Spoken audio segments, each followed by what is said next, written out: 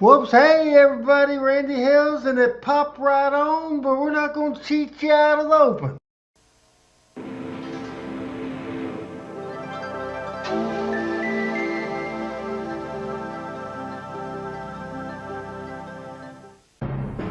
Talking Memphis Wrestling with Randy Hales is now streaming live on Fun Media at fun927.com and is always on Facebook, YouTube, X, Twitch, and at tv5wrestling.com. Talking Memphis Wrestling with Randy Hales and special guests.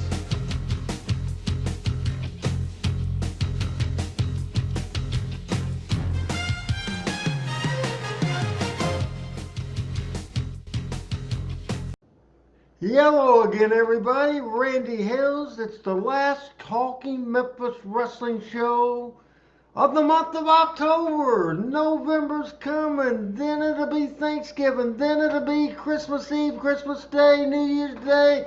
Man, time gets marching on, marching on, marching on. And man, today on Talking Memphis Wrestling on the 28th day of October, the 42nd show of Talking Memphis Wrestling for the year 2025. I want to say hi to Randy Dandy, Randy West, Thomas, and everybody that's on the show today. And folks, I'm going to tell you, and you can tell me for yourselves, if this is good news, if this is bad news. Tell you the good news right now, without a doubt, we have a loaded show. An absolute loaded show. Now to decide whether it's good news or bad news, and I think it's not good or bad. I think it is great, great news because we're absolutely going back to the roots of Talking Memphis Wrestling. On this show today, there will be no great Michael St. John doing radio business, doing football business. No Michael St. John. No Chris Ellis doing school business.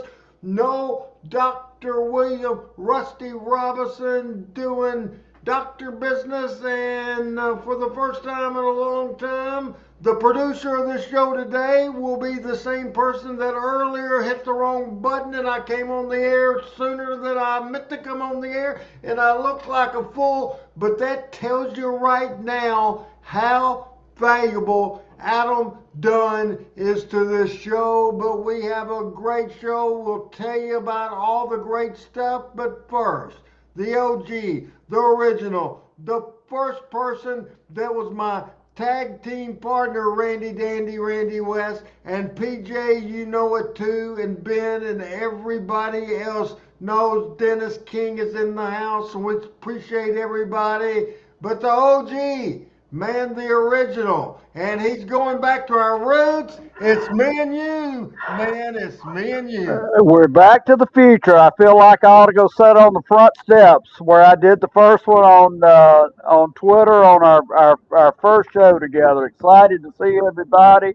Excited for you and I to be on. Excited to go back in time to Memphis Wrestling, to one of my favorite eras and favorite shows, and glad to be here. All right, very good. Why don't we get right into our regular routine, Pat? And the first take about anything you want to first take about. And PJ is saying, hi, Pat. I believe she loves you. And also, Ahmad, one of our favorites. And Thomas says, hello, everybody. Saying good evening to you, Pat. Well, good evening to everybody. It's good to see everybody. I've been traveling the roads and the friendly skies, and I'm headed Thursday to San Francisco, California, which I've been to once for a 24-hour meeting, and I was back in Dallas the first part of the week, so I'll be ready to come home for the weekend and lay on the bed and not watch Alabama, who's off this week. So good to see everybody and look forward. Really, really looking forward to this show. This is a special era for me, and a lot of special heroes of ours. So look forward to getting started. We'll do a little Dave Brown. We'll do a little weather report because right now I can tell you in Northeast Arkansas in Jonesboro, Arkansas, where the Randy Hale story began. And way down the road is where the Randy Hale story will end. It is raining like hell, Pat Trammell. It is 58 degrees at 5 minutes after 7. What is the weather in Birmingham, Alabama? Well, the weather in Birmingham is not that bad. We don't have any rain. I see we do in Memphis. It's supposed to rain about 10 o'clock tonight, but one thing I want us all to do is think a little bit and send up a good thought and a prayer for our brothers and sisters in Jamaica. They're getting the strongest hurricane in the history of the Caribbean right on top of them. So hopefully that'll not do too much damage and move on through. Andrew Calvin Jr. says, hi, Randy, and hi, Pat. I will say hi back, and I'm sure Pat will say hi back to Andrew Calvin Jr. So Andrew, my good friend Ahmad, good to see you. Glad you're here with us because this is a special era that I know is special to you too. So glad to see PJ and Thomas and Richard and everybody on tonight. All right, so we will get to our subject of the day, and the thing we're going to talk about was one of the unsung feuds ever, and one of the craziest things that went on in 1983 was the best grossing year in the history of Memphis wrestling. In February or March, and Frank Seaton says hello to both of us. February or March of 1983, Jerry Lawler took over the booking job. By June, he was booking, had it hot, switched Bill Dundee from babyface to heel, and then they built for the loser leave town match, and he was gone, and it was chaos. At the end of the year, Pat, became the great trade of the end of 83. Bill Watts came to Memphis because his territory, Richard Coggins, hello to you too, his territory was on its ass. I mean, it was struggling like hell. The wrestlers were good. The wrestlers were big. It was typical same old, same old. And the Memphis territory under Lawler, and before that under Jerry Jarrett, but it was popping like hell, and everything was good, and a lot of great talent. And so Bill Watts, the promoter in Mid-South Wrestling, Pat, he called Jerry Jarrett, and they arranged a meeting at Jerry Jarrett's home office, and he came up and learned how we did videotapes and music videos, and he came to the matches on Mid-South at the Mid-South Coliseum, and Jerry Jarrett says, you can have anybody you want except for Jerry Lawler. He's my partner, and he ain't going. So you can pick anybody else out, and how many you take, you need to send that many to me. He didn't specify anybody. Well, who Watts got was the Rock and Roll Express, Rick Morton and Robert Gibson, who was the number 2 babyface team in the Memphis territory. The number 2 team, because the number 1 team was Stan Lane, Steve Kern, the Fabulous Ones. He felt that the Rock and Roll Express would fit better because he didn't have the teeny bopper type of baby face, and the Fabs, even though they were that, they were older, they wanted to draw, Bill Watts wanted to draw the teenage girls. I'll clean this up because as they started talking, Jerry Lawler and Jerry Jarrett went to a Mid-South Wrestling television taping, and so they watched the whole taping, they watched the crew, they watched everything, and I'm going to do a little abbreviations of some bad language, Pat, so everybody be warned. So they watched the thing, so Jarrett or Lawler, at the end of the thing, Watts said, what did you think? And either Jarrett or Lawler said, and figure out what this, one of them said, where's the BJs? Where's the BJ? And Bill Watts, big old mean, tough, rough Bill Watts said, I flew you down here, you son of a guns. I flew you down here. I put you up in a great motel. I brought you here. I wanted to find out. I wanted you to look because you're running a successful territory. I want to know how you do it. And the first thing you say is, where's the BJ's? What the hell? Jerry Jarrett or Jerry Lawler said it again. Bill Watts was ready to jump over that table. He could have probably whooped both of them. I don't know. But then they said, Bill, there is no young girls in the audience. When there's no young girls in the audience, that means there's no young boys in the audience chasing after the young girls.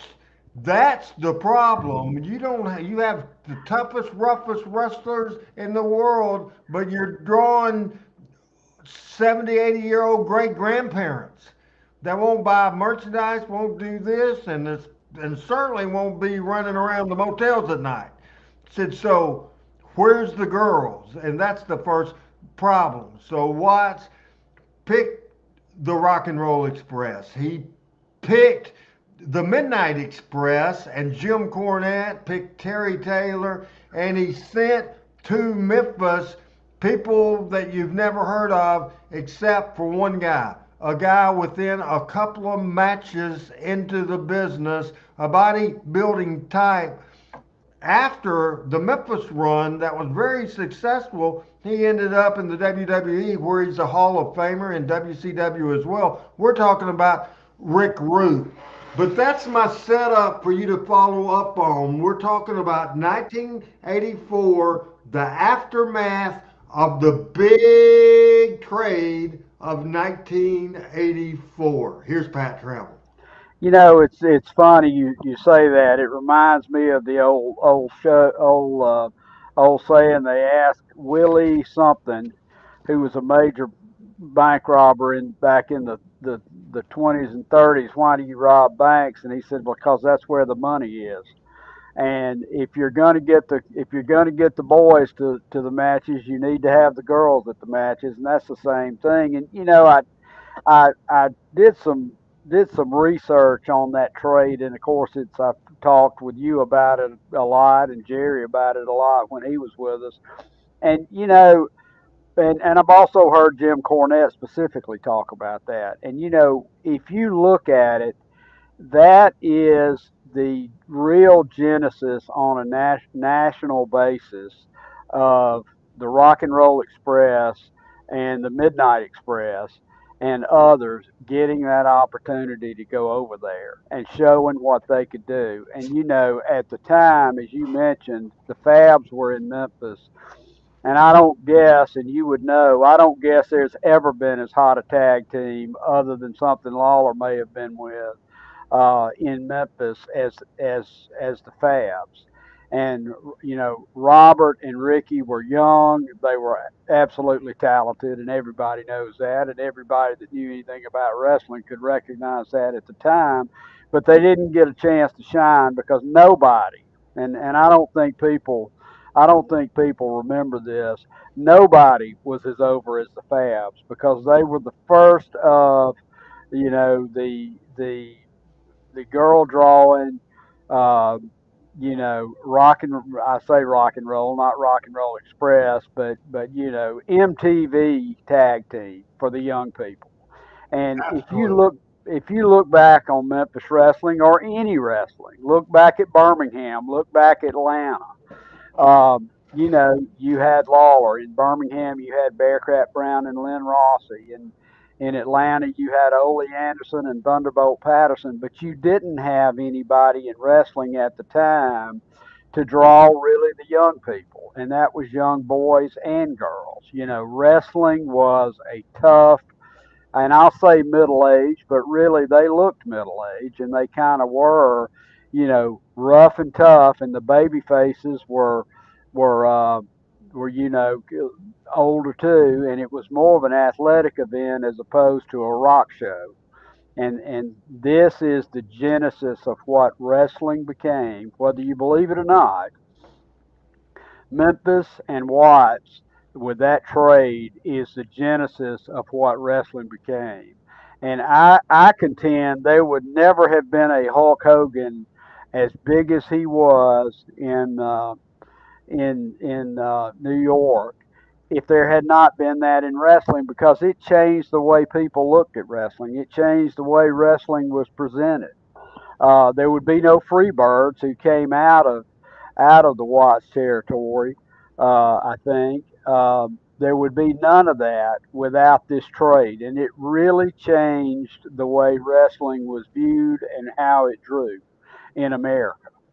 Now, one thing that I think is an important cog in this, and this is what Jerry Jarrett said, because watch the TV, watch the Mid South Coliseum shows, that sort of thing. Jerry says, hey, said, you're used to booking these big old mean tough guys. You don't know what to do with my little guys. You don't have a clue. See that little short black-headed guy over there? You need to hire him as your booker and leave him alone because he can get over that talent. Said, you won't be, Jerry just told him, said, you will not be able to book that thing. And Dundee, a student of the game and a student of the Jerry Jarrett type of booking, went in there, and the angles that drew money in Memphis that he had done and experienced, he went ahead and do it there, and it was successful. Randy West is in the house. Richard Coggins is in the house. Shane says it's funny how they tag uh, teams, the Fabs to the R&R, especially the Fantastics to the Midnight Rockers. All of those were a big deal. Thomas Crown says the fabulous ones in the Rock and Roll Express were the two templates for countless numbers of babyface tag teams in the area. Earlier, when I was talking about what Jerry Jarrett and Jerry Lawler said to Bill Watts, Thomas tried to clean it up, said in a more polite way, Lawler and Jarrett were trying to point out that Watts didn't have the variety in the type of wrestlers that he has in his promotion. He needed to mix it up more. Let me tell you something, Thomas. Good points, but the truth of the matter, and Randy West will tell you, professional wrestling, especially done right, is not a polite business in any way at all. And that's why on this show, I'm not saying BJ to be rude. I'm not saying BJ to be nasty. I'm telling you how it was at in those days. And the little girls, if they bought their tickets to see the good looking wrestlers, the teenage boys would buy the tickets to see the teenage girls that were there to look at the half naked wrestler. It was a unique situation. Now, before I can tell, Pat has something to say, but I would say in the next few videos we will be talking about Jerry the King Lawler, who is currently 75 years old. Randy Macho Man Savage, who died in 2011 of an enlarged heart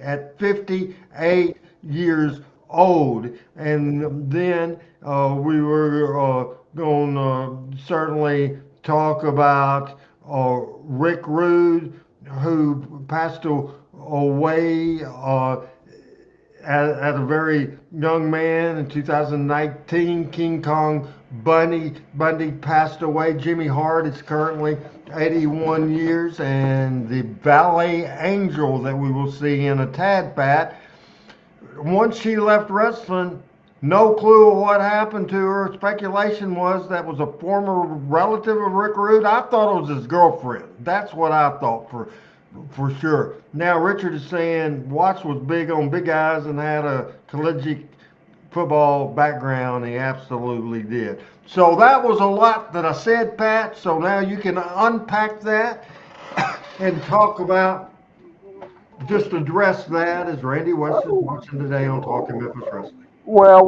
one thing, and I'll tell a story that Jerry Jarrett's not shared just with me. He shared with the whole world. But I want, and we're the old guys here, okay? But in America in the late '70s, you had in most cities that I knew of, and I know in Talladega, Alabama, you had two television stations.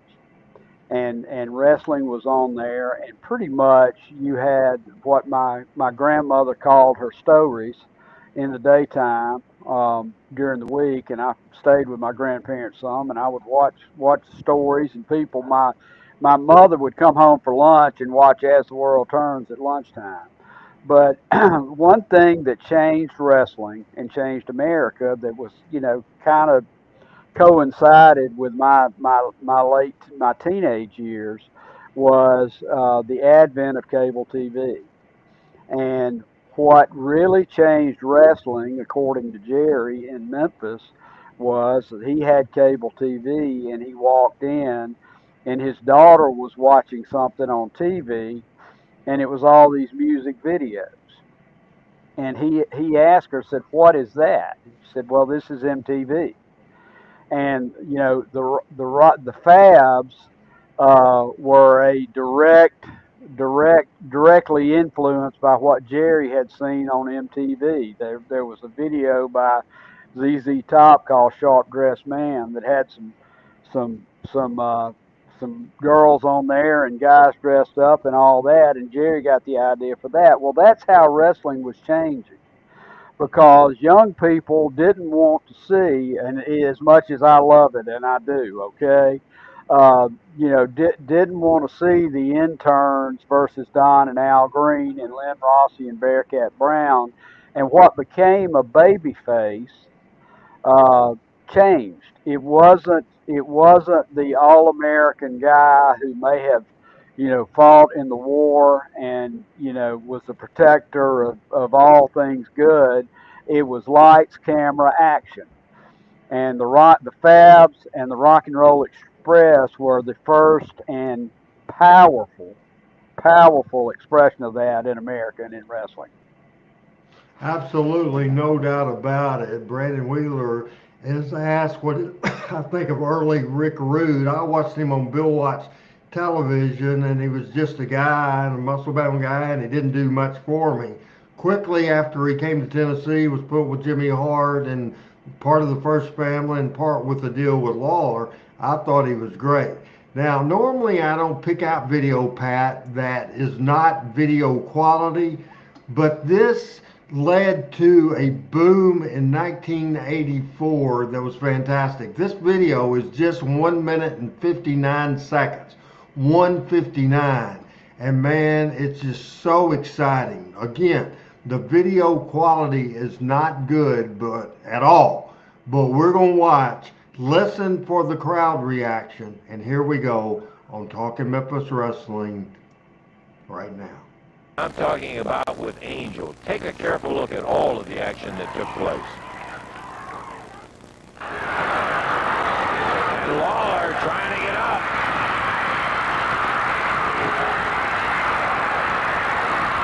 He's on the second turnbuckle. He's on the top one. He grabs the belt. He's got it. Lawler's going to win it. He wins it. Listen to the reaction, Pat, of the crowd. And now he's wheeling hard. He got Rude, and here comes Angel. Jumps on his back. Rude slams Lawler down, and now beating on Lawler.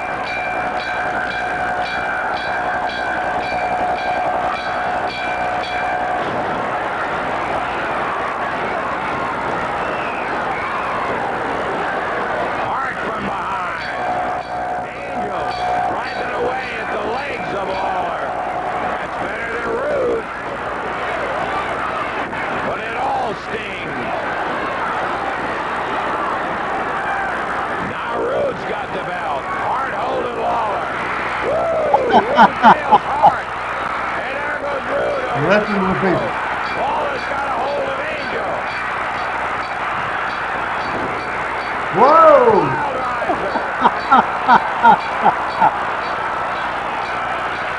And the crowd responds. The only thing I can say is you saw her jump right astride Jerry's back, and of course that provoked the whole thing along with previous incidents in there. Angel is not with us right now. You can bet on that. Woo! We're going to be back in just a moment. From the Mid-South Coliseum in Memphis, Tennessee in 1984,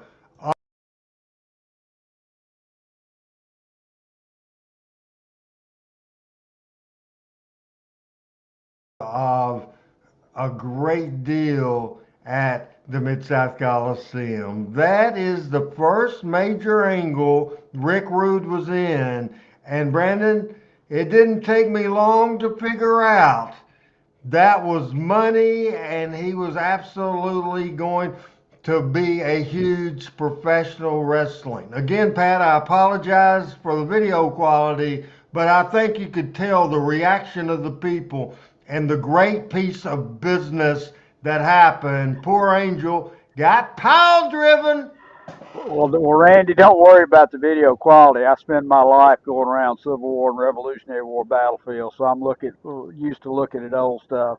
And Brandon asked a question, "What do you think of early Rick Rude?" And I believe Richard said he was doing jobs in the Mid-South area for Watts, and I think he was underneath. I don't know if it was just jobs or not, but you know, some people just react well and perform well in a different environment. And the thing I think at that time, and it's really important, and again, I've said this before, I was very, very fortunate that in my hometown was one of the three test areas for cable TV. So I saw a lot of wrestling from just weird places. We had Mobile for a while, so I saw Mike Boyette, Cowboy Bob Kelly, and some others down there. We had Chattanooga, we had Atlanta, we had a lot of different stuff. But the thing that Jerry Jarrett and Jerry Lawler and Bill Dundee, and give them all credit, and later Randy Hales,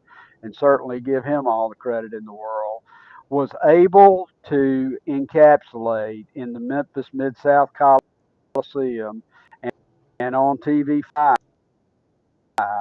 was excitement. In my early days, I can't say that there was certainly that, but it wasn't to the extent that it was in Memphis. Memphis was on fire, and particularly in this era. And if you look very quickly, um, everybody but Vern to some extent, uh, Vince McMahon Jr., Bill Watts, Eddie Graham, um, uh, Jim Barnett in Atlanta, who brought Jerry Jarrett over to get some of that Memphis magic as Booker around that time in Atlanta. And, the Mid South Coliseum and Memphis Wrestling led all the other territories into the modern area of wrestling. And it started right here. And I think there's a great case to be said that it started with this title change.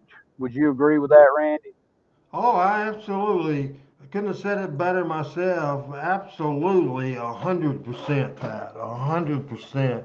Just great stuff. Just great stuff. All right, talking Memphis Wrestling, first segment, 28 minutes in. So you stick with us, folks, because we are going to take our first break of the program and be back with photos of the week. Pat don't know what they are. I think he will enjoy our next segment, as you will too. Talking Memphis Wrestling, Team Hales and Team Pat tonight, and we'll be back in about 20 seconds on Talking Memphis Wrestling.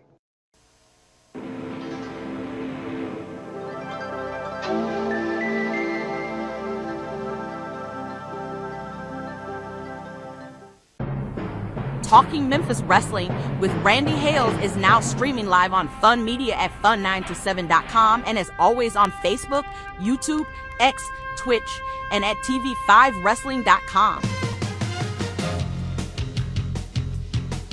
Talking Memphis Wrestling with Randy Hales and special guests.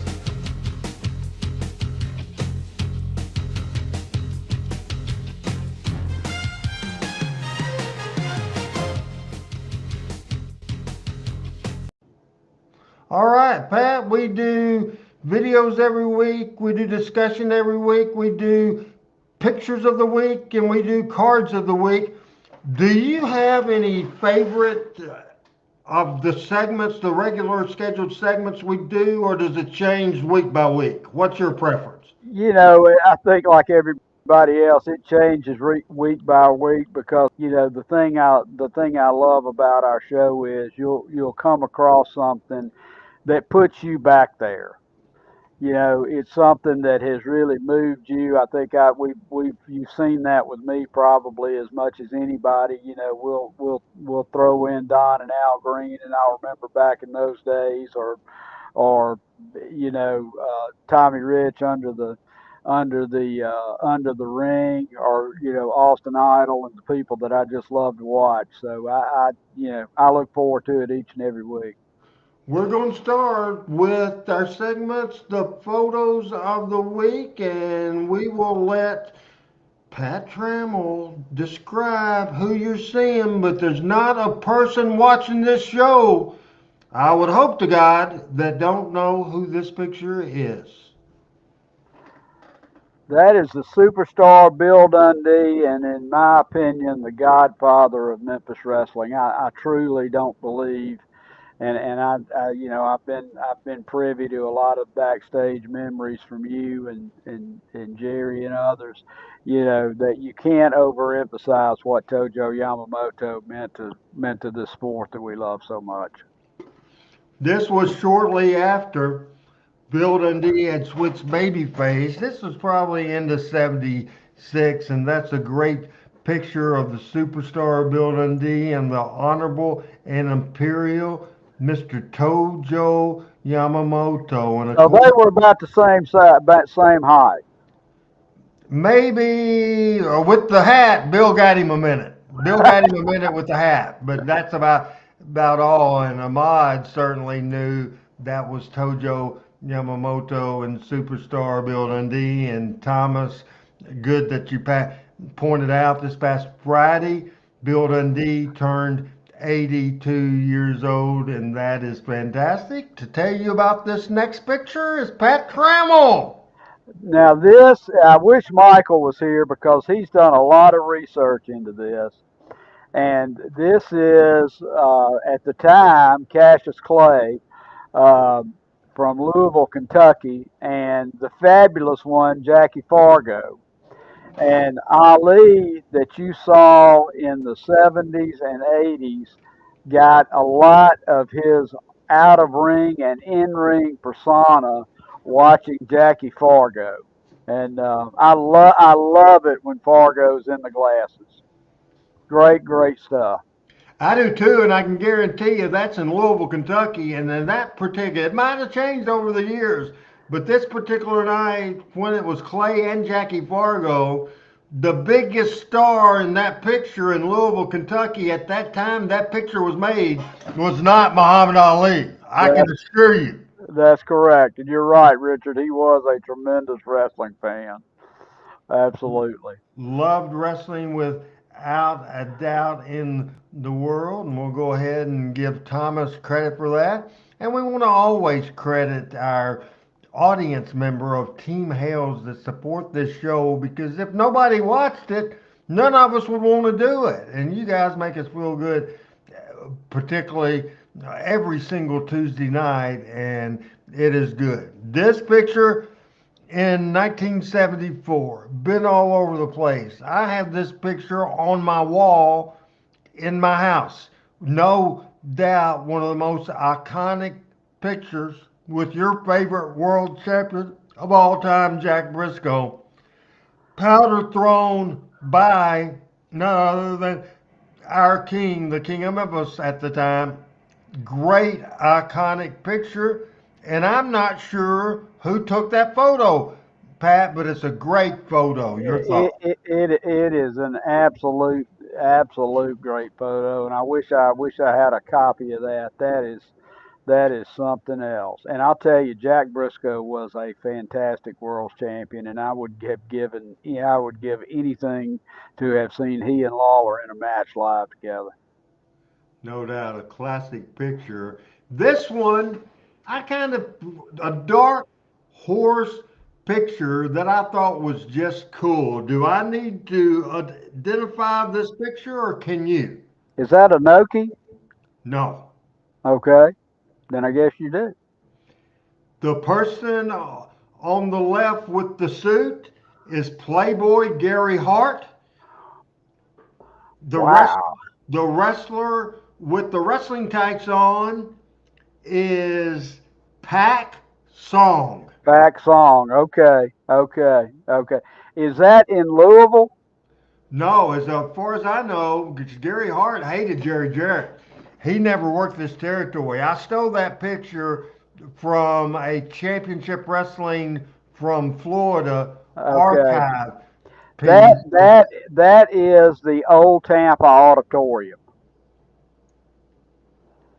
Old Tampa Auditorium, and Pat knew that, and I appreciate that. Now, this next picture that we're going to do, Pat Trammell, you've already, I don't know if you mentioned their names or not, but I will bet your life, I'll bet my life too, if you don't know who this next picture is, because we've talked about them a lot. There you go. The interns with Dr. Ken Ramey. The along with Don Green, the heel I was most afraid of in my early youth. And that I don't know when that picture was taken, but that was prime Birmingham Ken Ramey right there. The goatee and the mustache and the slick back hair was absolutely sinister. So, Dr. Ken Ramey, born in 1930, that's the year Eddie Marlin was born. He passed away October the 17th, 2014. So, if we do the math, Pat, what is that? 84. 84 years old. Would you say Dr. Ken Ramey was more evil than Sir Steve Clements? Oh, no question about it. No question about it. Great picture on Talking Memphis Wrestling. Going back to a lot of places. Here's former football player, legendary, without a doubt, professional wrestler, number 40, a left end from Midland, Texas. He later became Chief Wahoo McDaniel. Now, was he one of the wrestling lineage from West Texas State? Yes, I am the Funks and so many. Dusty? Absolutely. Yeah, absolutely. Dick Murdoch? I think Dick Murdoch says he went to West Texas, but people say that he actually didn't. But But he it's played in the alumni game. absolutely. You heard that story too, I right? did. I heard that story from Terry Funk. Classic, classic deal. Also, a wrestler that you saw on your end, he passed away in October of 2013. I'm sure you remember seeing in Birmingham, Dennis Hall. I do remember seeing Dennis Hall, and I tell you that is a guy who doesn't get the credit he deserved, and he never really got the push that he probably deserved. He was a fantastic worker, a fantastic worker. I Didn't he thought team a lot with Ken Lucas? he did, he did, he sure did.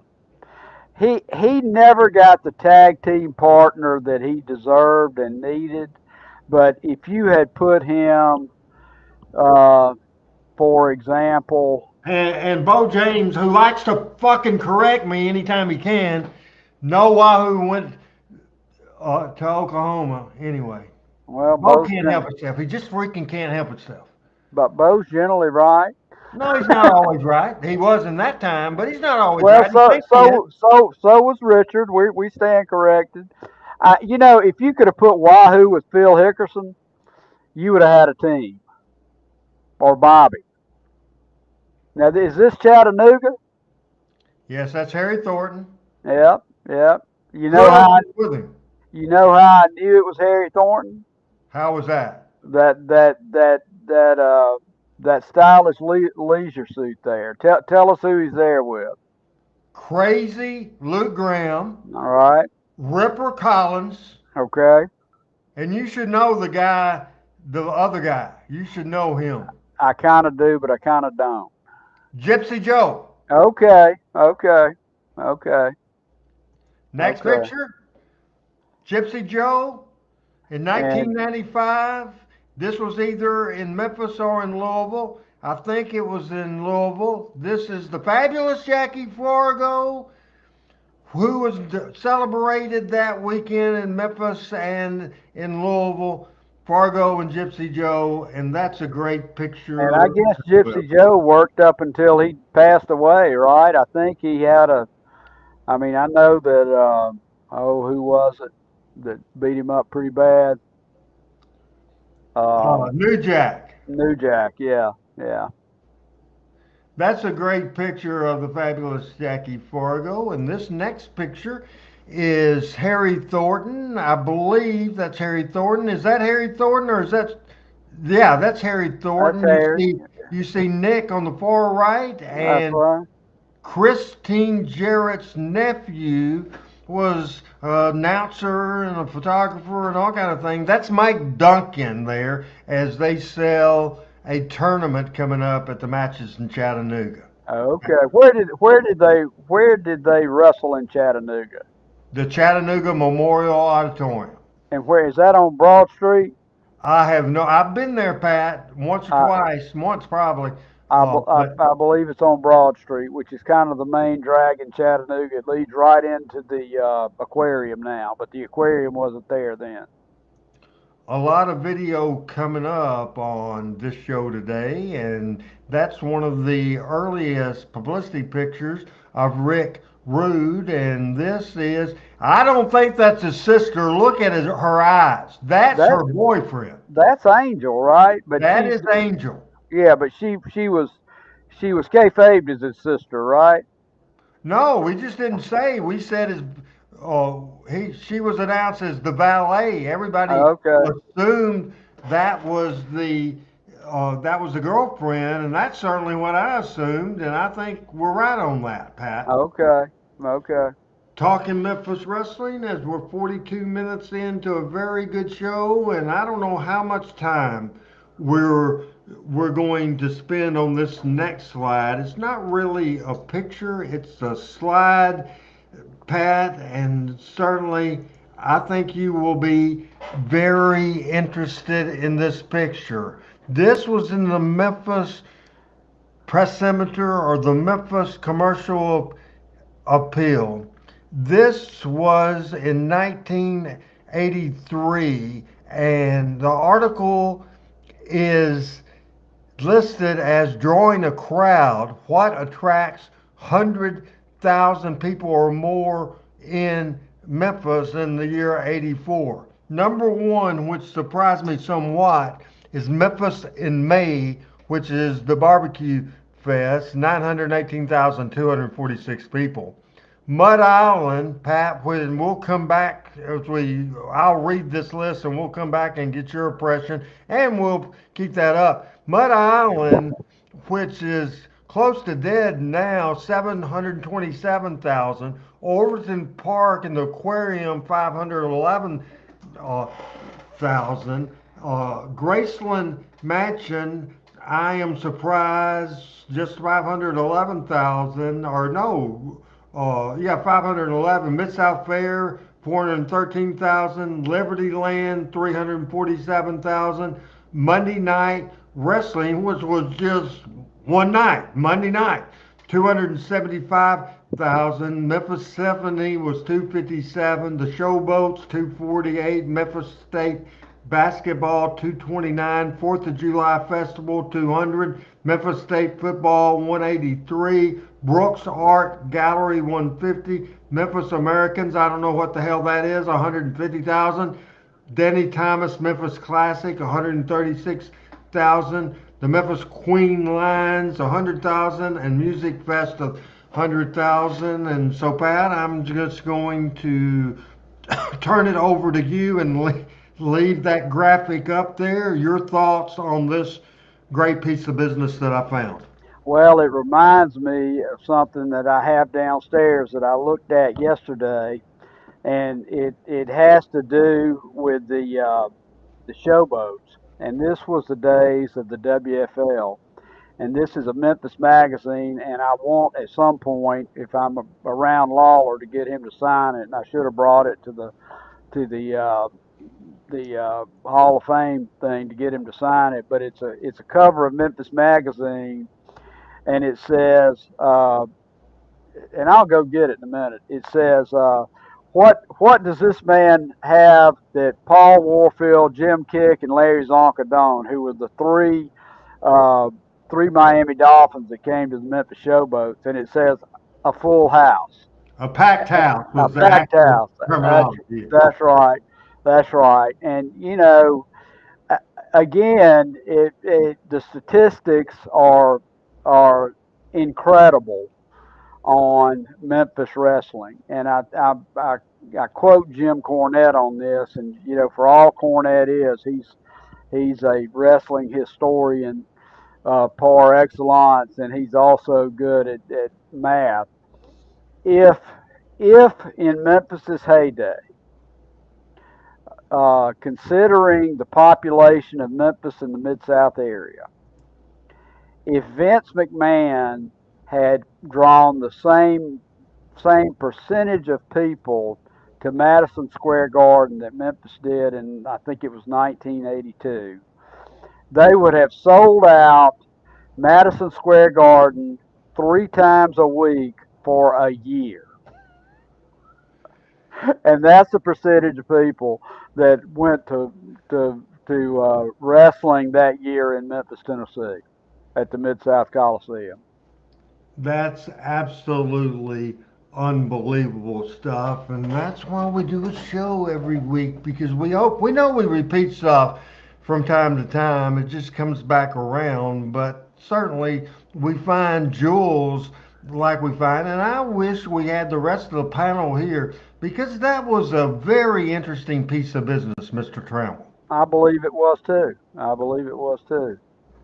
1984. Are you ready to go back to it, Pat? Let's go. My 22 years old, my favorite song was In a Big Country.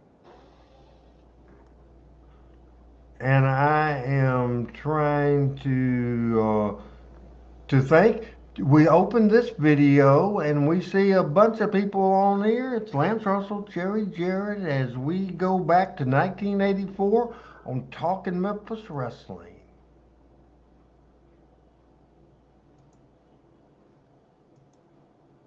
From all of the guys, Bill Watts and all of them, they really wanted something that would just let you have something you could keep. We showed this a few weeks ago, Pat, maybe a month ago, but this is good stuff. Okay, Jerry, that was a super night of action. And hey,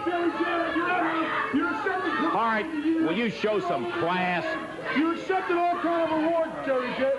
What's this award for, Mr. Jarrett? It's for promoting the big Pro USA wrestling show in Memphis, right? Yeah. You're the big promoter, right? Well, let me tell you what you forgot. You forgot the 2 greatest pieces of talent in professional wrestling today, Ravishing Rick Rude and your Southern Heavyweight Champion, King Kong Bundy. Why weren't we on the card, Jarrett? Can we talk about this? I want to talk about it now. Well, let's. Why were we on the card? Just give me a good. You'll never give me a good reason. Look, Hart. I call your office. That low life secretary tells me you're out of town. I want to know why we were on the card. Let's just discuss this where we're supposed to in the office. No, right Let's here. Discuss it right here, Jared. We can't find. Why were we on the card? This is not the place to discuss business. Let's talk about it in the office. Wherever we say we're going to discuss business, Judge, shut up, Lance. I want to know why Ravishing Rick Rude and King Kong Bundy weren't on the big card. We made fools of Savage and Lawler. Lawler was all over in the tournament. We beat his butt all over the United States, and you put him in a tournament, and he's going to be on the big show. What about your talent? What about the stars, Jarrett? What are you trying to embarrass somebody? Why don't you do this? I want the man to give you a straight answer. Look. I want a straight answer, Jared. That's all I want from you. I had some nominations to be on the card. So did all of the other 6 promoters. There was a select committee of which I wasn't even a part of that chose the talent. I recognize y'all, or I wouldn't have you working for this company, as 2 of the top talents in the country. But I didn't pick the talent for that program. Yeah, but where was your stooge? Your little stooge, Jerry Lawler, was right there on every tape. Lawler was there. Every match, every tape, Jerry Lawler was there. And you have $2 million pieces of talent, and we weren't there. Monday, we'll take this up in the office. Why don't you just let it lie? Hey, Listen. we'll take it up right here, Jerry. Come on. The people know what's going on. Yeah. Why Jerry Lawler over here? Jerry Lawler. You paid somebody off. I don't own this television. But no, hey, have we gotten an answer? No answers. gave no answer. Jerry Lawler. When you got a 450-pound brick house and a 240-pound brick house, you can do whatever you want. We're not done talking to you yet, Jerry. You don't walk away on King Kong Bunny and Robinson Rick.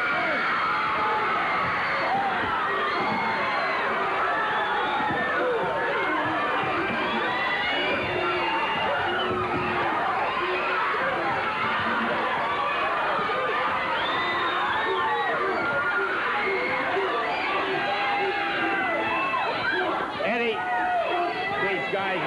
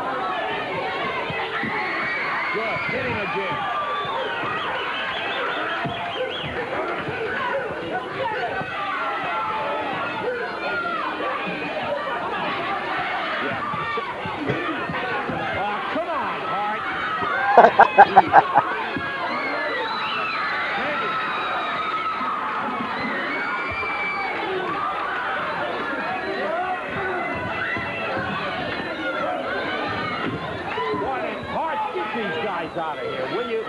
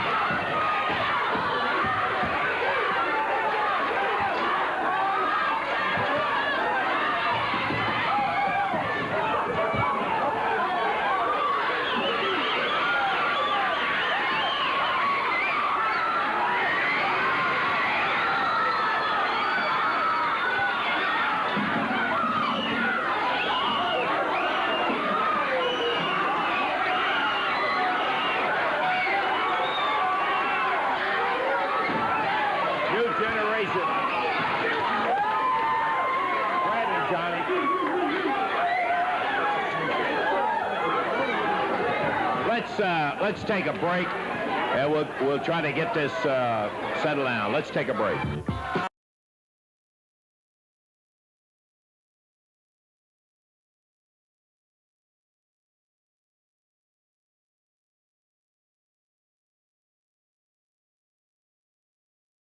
Out scene, and just fantastic stuff. We've been talking about Rick Rude. Certainly, in that footage, we saw Randy Savage, we saw Jerry Lawler, we saw Jimmy Hart, we saw Eddie, Jerry Jarrett, Lance Russell, Dave Brown. But what were your thoughts on King Kong Bundy, who died in 2019, I believe, of diabetes? Your thoughts on that video and on King Kong Bundy, Pat Brown? I don't remember. I can't recall exactly what the. It was like a combination of territories doing an all-star show or something. But that's called drawing a house right there. I mean, you tore up the studio to draw a house right there. Good stuff. And I never really enjoyed watching Bundy that much. I know he was a talented guy and he drew a lot of money. But I'll tell you, that was something else right there. Now at that point, were Lawler and Savage in a feud, and and Savage turned babyface at that point in time?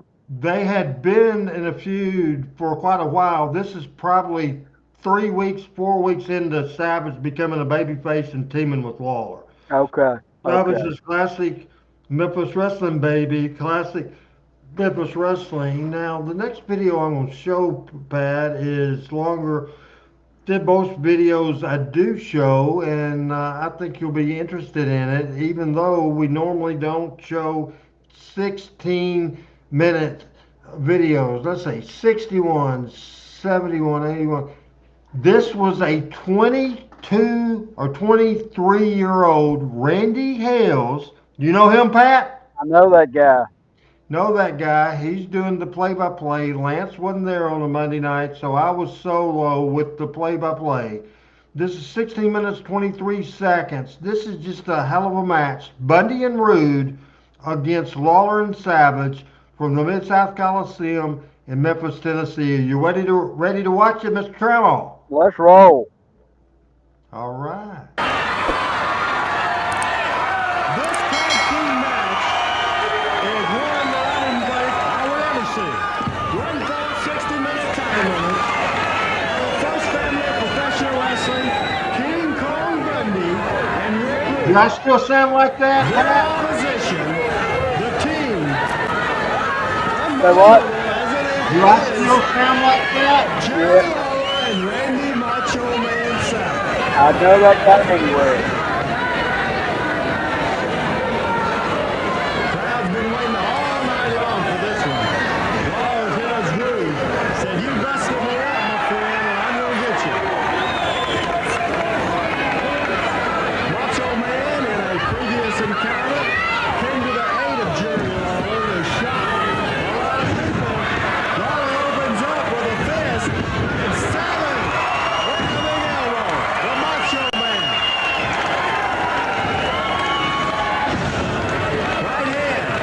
Lawler calls again for the elbow. Savage once again. This time he sends him to the turnbuckle.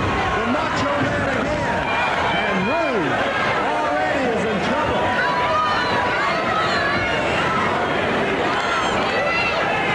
The King.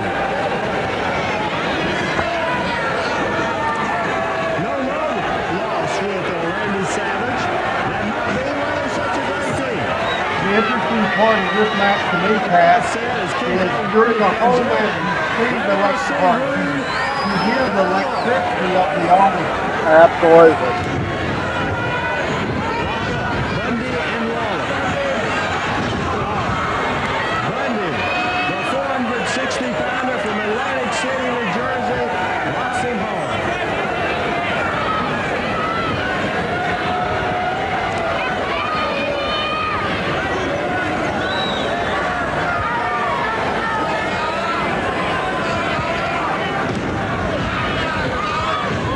Bundy backs him up. Here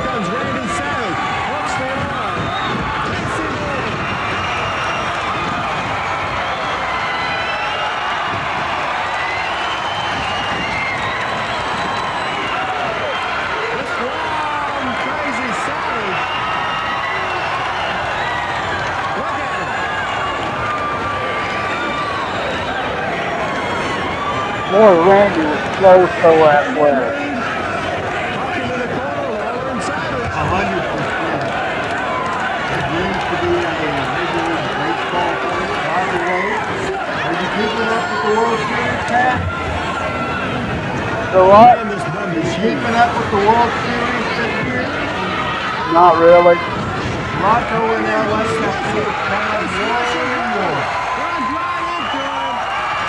18-inning game last night, 1-5 the Dodgers. Watch out, Mr. Coffee. Let's get up here.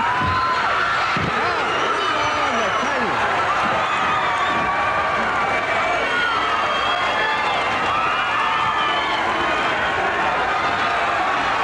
Savage.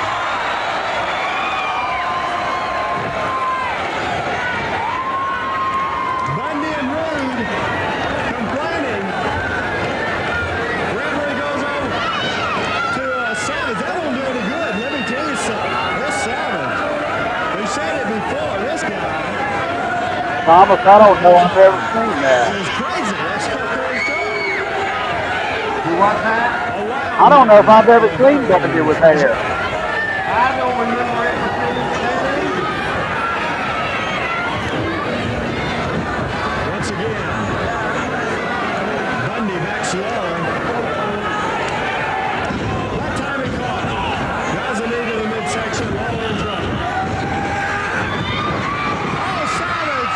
Grand Lawler put him out.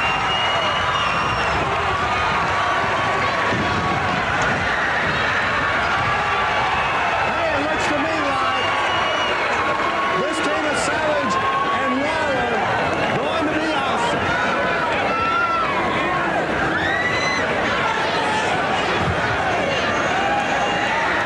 And here he comes.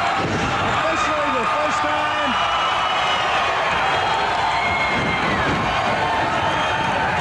Randy Savage.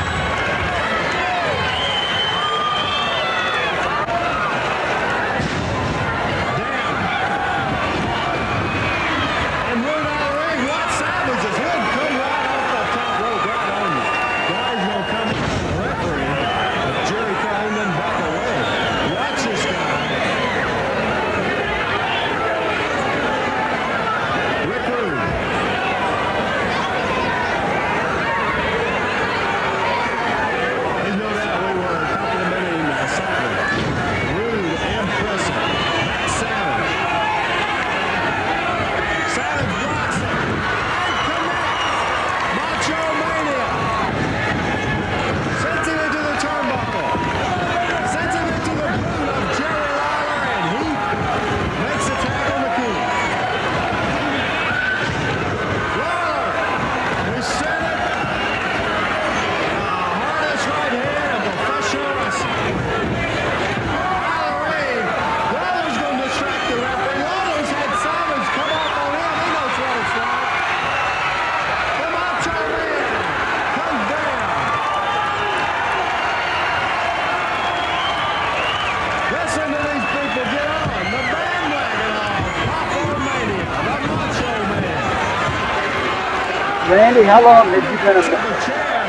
announcing matches at this Something you point? can guarantee to a Doing And play-by-play, he does with a post surrounding the ring.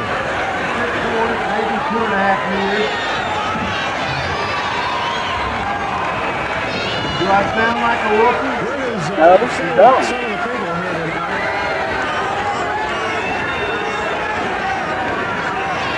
The Lawler Rude feud goes on and on and on with two more people added to the feud. On Rude's side, Bundy came in with Lawler Savage.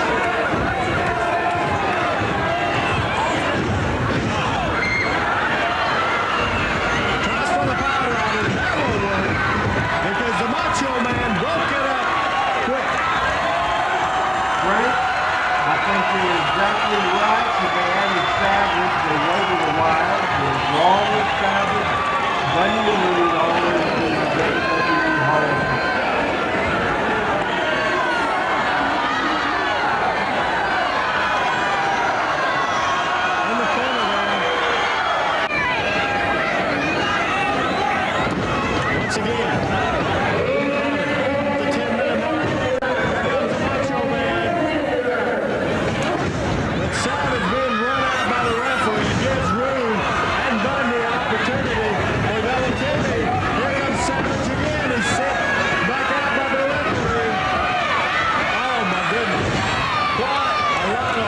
this is good work by Jerry Calhoun as well.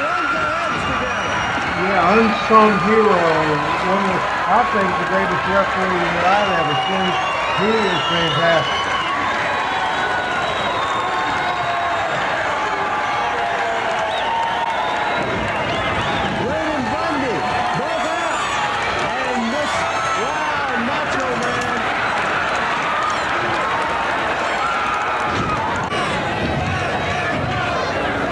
I'm not 100% sure, but I thought he was already in it.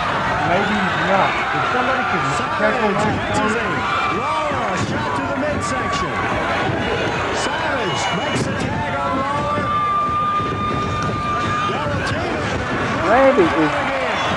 Savage is just so quick.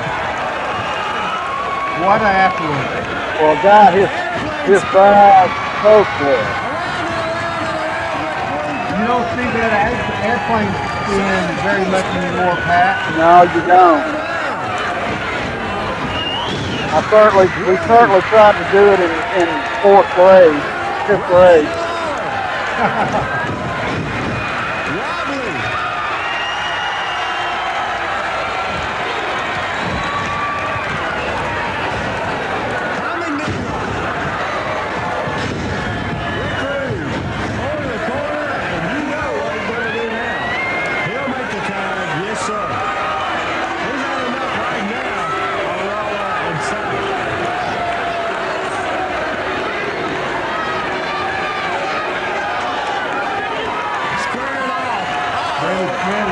Bundy is not in the WWF Hall of Fame.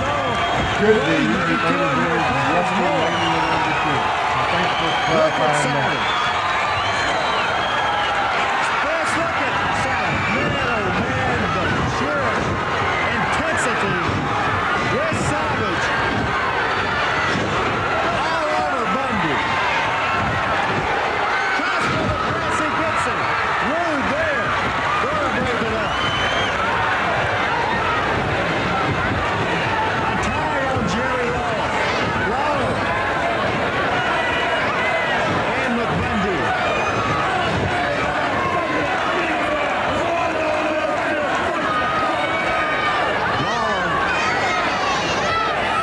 Some comments to Rude. Blocks out the end. Bundy and Lawler in the corner. Once again, caught him with a right hand. Into the boot of Rude.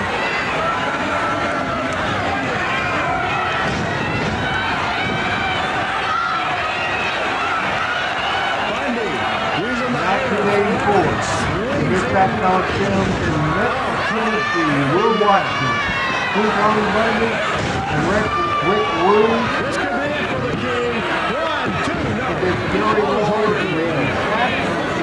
Referee Jerry Calhoun.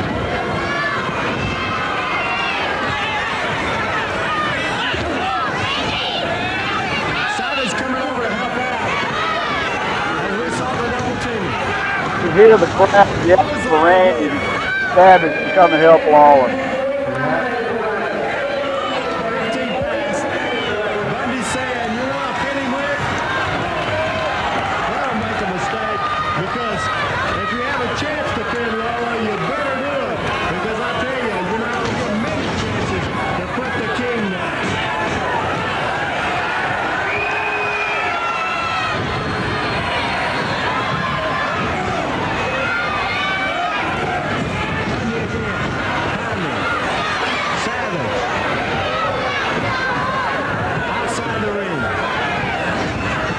Next sticker. That's a classic right there. You don't see much anymore. That's the third. 7 seconds so far. Pass, and it has been a wild tag team match. Rude calls for Savage to give an opportunity for Bundy to put some punishment on Raw. Savage and Rude going after each other in the corner.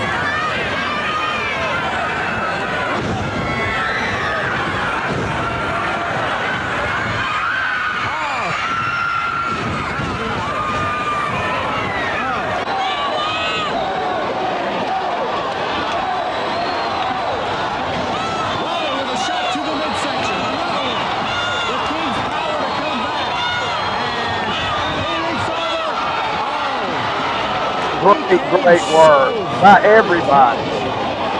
Oh, that's awesome. Unbelievable.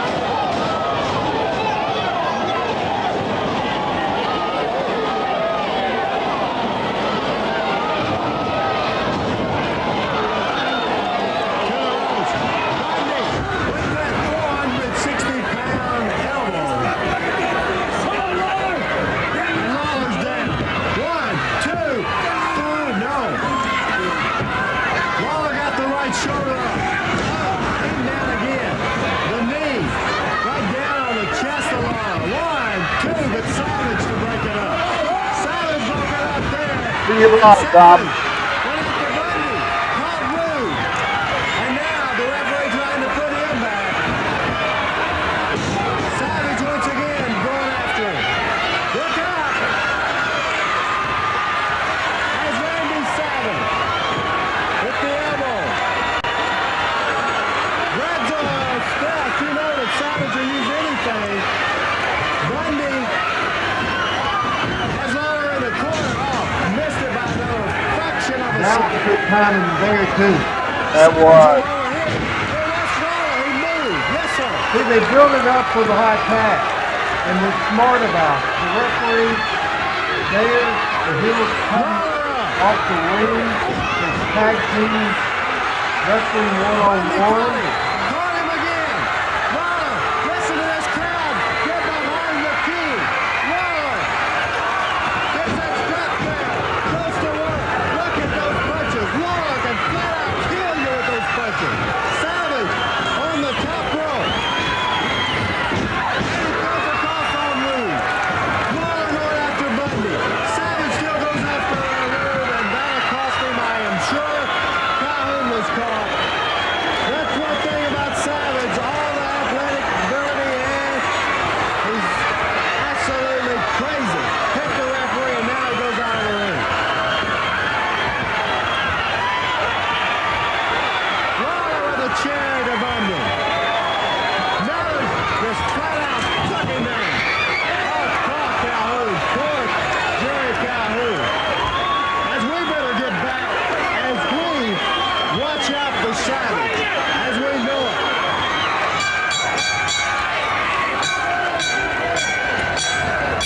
Minutes, 2 seconds. White Savage sends him in. Bundy and Rude, the winners by disqualification. We have some serious problems here. Savage and Lawler going berserk. Sends them in. Disqualification. Bundy and There you have it. Memphis, Tennessee. So your thoughts, Mr. Trammell? You know, I mean, you watch that, and how many years ago was that? 50, 45, 40 years ago? 43 years ago? And, you know, it's as exciting today as it was that night. Anything surprise you about that? Yeah, really, just how well, and I know, you know, Randy didn't have a cup of coffee here. He was here a long time. Just how I don't know that I've seen parts of that match, but I've never seen them tag together. They worked together. They could have been they could have been a Hall of Fame tag team in WWE and anywhere. No doubt about it. I'm Randy Hills. He's Pat Trammell. We're ready to go with the final 45 minutes or so of Talking Memphis Wrestling. Peace out to Dr. Rusty Robinson, who had doctor's appointments in New Orleans, to Michael St. John, who's doing football prep, to Adam Dunn, who's at work, to Chris Ellis, who's doing assistant superintendent stuff. A lot of stuff going on. And Pat, we will go into the cards of the week, and we'll go through that. And I hit the wrong button, so we'll hit this button, and this goes back to way back. My goodness. There's a This goes star in here. this goes back to Wednesday, October the 18th, 1961. What's interesting about this is October 18th, 1961. Pat, I'm talking about it now. I wasn't talking about it then because October 18th, 1961, I was not born until December the 10th of 1961, almost 2 months after. And this card, the opening match, even though it's at the top of the card, is Big Al Green against, we talked about a few weeks ago and had pictures. They made the Walking Tall video about him. Buford Pusser and Al Green in the opening match. The main event, a four-man tag team match. Let's talk about the prices. The prices for ringside, $1. For general admission, 75 cents. For children, 25 cents.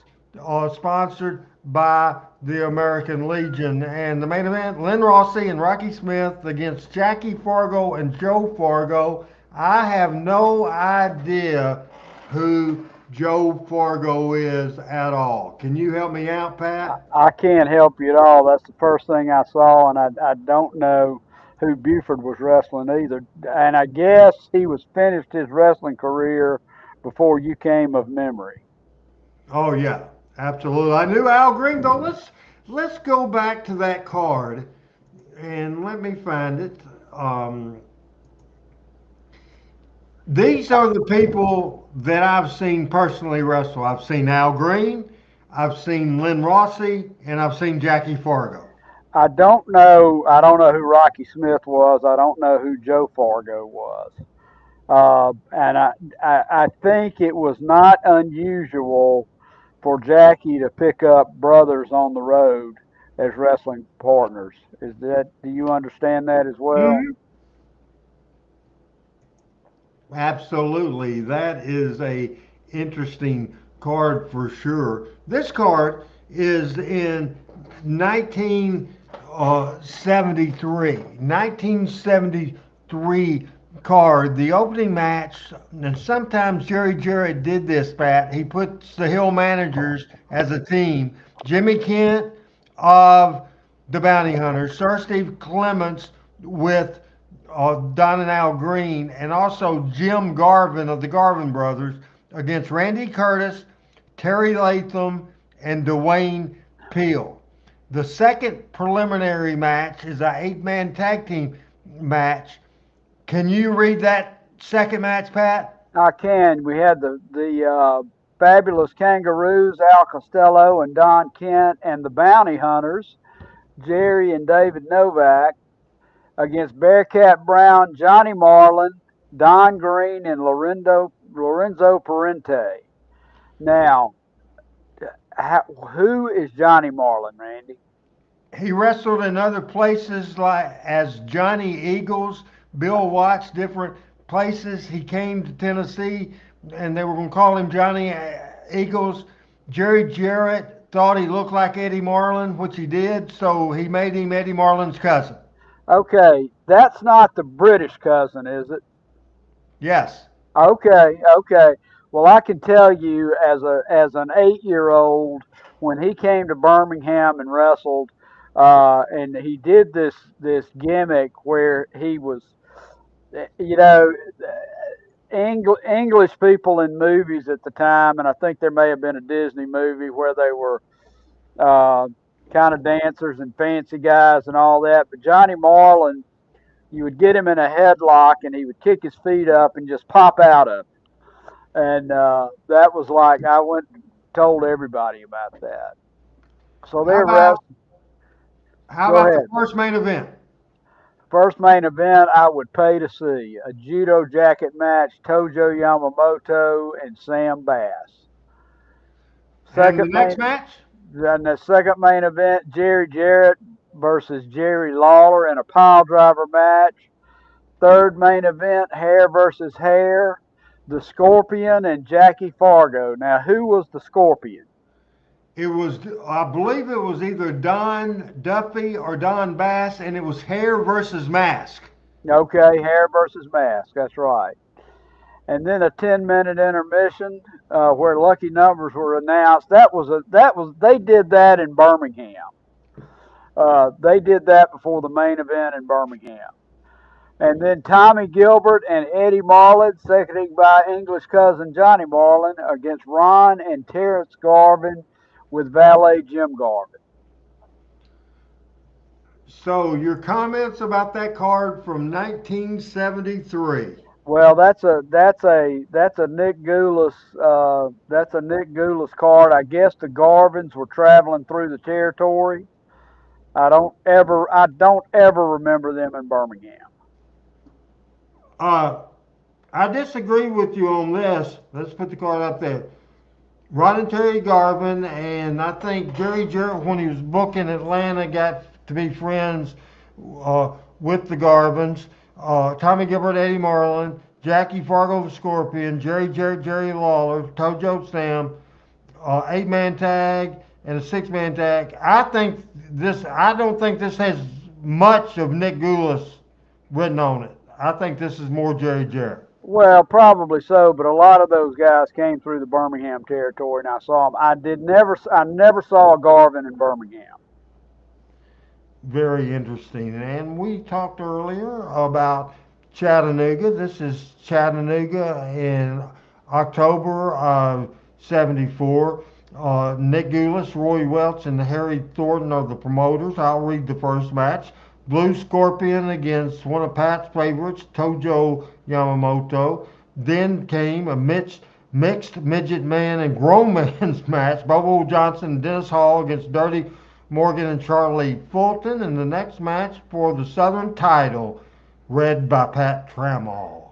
Jerry Lawler champion, and everybody's favorite run-in, Bobo Brazil.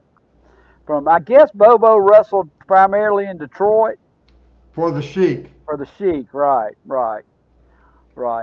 Dusty in early when Dusty would do a run when he was mostly in Florida, but he was wrestling for Barnett in Atlanta. I mean, in the late '70s or mid '70s. Somebody would inevitably turn on Dusty, and he would generally bring Bobo Brazil in as his what do you call a guy that you hire to come in and clean the town up? Bounty hunter? Bounty hunter partner, right. So read the next one if you would. NWA Mid-America Heavyweight Championship match. Don Kent with Sir Steve Clements, who was the champion, versus Salento Rodriguez, who I don't have any memory of whatsoever. And the main event? The main event, the Sheik versus Steve Kovac. So I guess Bobo and the Sheik and probably Salento Rodriguez. And I don't know if there was anybody else on there that came down from Detroit, but that looks like where that comes from. What year was this, Randy? Do you know? Yes, 1974. October 17th, 1974 on a Thursday night. Okay. Next card we're reading is from 1976. It's a October event in 1976, and hard to read this. Butcher against Bearcat Brown. Tommy Gilbert and Roger Kirby with Al Green against Tojo Yamamoto and Don Anderson. The next match, can you read that, Pat? That would be Gorgeous George Jr. versus Tommy Rich. The blonde hair was flying everywhere. Then, Pat, the Southern Tag Team Championship against loser of the fall leaves town. One of the more underrated tag teams in professional wrestling history. And that's a hill I will die on. Phil Hickerson and Dennis Condrey, who I call the original Midnight Express, versus Frankie Lane and Bill Dundee. And the main event of that night in 1976. maybe the start of the feud. I don't know. NWA World Heavyweight Champion Terry Funk versus Jerry Lawler, and I'm not sure how long Terry held the belt. About a year and a half. Okay, about a year and a half. Tickets on sale. All right, I was trying to see ticket prices there. And they That's a did not that's a packed card right there. absolutely packed card. And the next card we'll look at, we are going to do several Chattanooga things. This is October 23rd, 1976 in Chattanooga, Tennessee. The opening match, Don Bass and Buster Brunson against Dennis Hall and George Goulas. Then came Roger Roger. Kirby and Tommy Gilbert against Mike Hendricks and the Big Cat Bearcat Brown. The final two matches. Here's Pat Trammell on Talk Memphis Wrestling. Now this is a match I would love to see. Southern Tag Team title: Phil Hickerson and Dennis Condrey versus Tojo Yamamoto and Tommy Rich. And Tommy Rich might have been 14 years old then. That's early Tommy Rich, I think. Southern title match: Jerry Lawler versus Cowboy Frankie Lane, who was a Mobile, Alabama mainstay uh, in the territory there. Now that was a young George Goulas too. Yes, absolutely. A young. What was your opinion of Dennis Hall? I thought he was okay. Yeah, Didn't seem a lot though. Didn't seem a lot. When Lawler brought him back in '83, he was almost. I'd hate to say over the hill, but he wasn't very good. yeah, he was out of gas. He got a half a push in Birmingham a couple of times, and I think a half a push is being generous. 1975, Birmingham, Chattanooga, Tennessee. Chattanooga, Tennessee in 75. I'll do the opening match. Buddy Diamond against Jimmy Kent. Two more to go in 1976. Pat, the Grudge Tag Match. The Grudge Tag Match return Grudge Tag Match battle: the Golden Hawks versus Eddie and Tommy Marlin. And I don't know who the Golden Hawks were. No time, no disqualification, mask at stake. The Marlins will throw $150 to the crowd if they lose. I bet that didn't happen. All right, hold on. I got to do some math. I got to do some math for you here. Okay. What year was this? Let me see. This would have been 75. All right.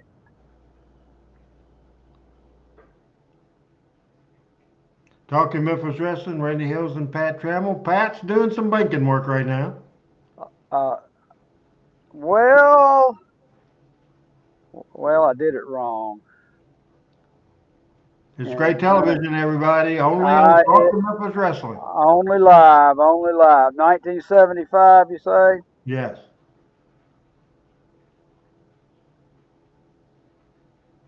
More Rick Lewis and Jerry Lawler coming up after the cards of the week. All right, that would be the equivalent of throwing $903.28 into the crowd tonight, which was enough to have a scrum about. And then, that would cause a riot. Absolutely. The main event. Main event: Bob Armstrong versus the Stomper. Loser must leave town for 6 months. No time limit, no disqualification. I would have liked to have seen that match.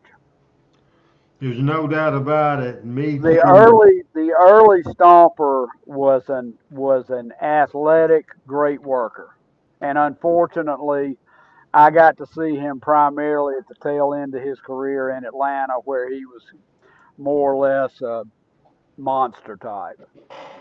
We are going to continue with Chattanooga, Tennessee on May 29th, 76. Opening match: David Schultz and Bill Ash against George Goulas and Don Cronodle.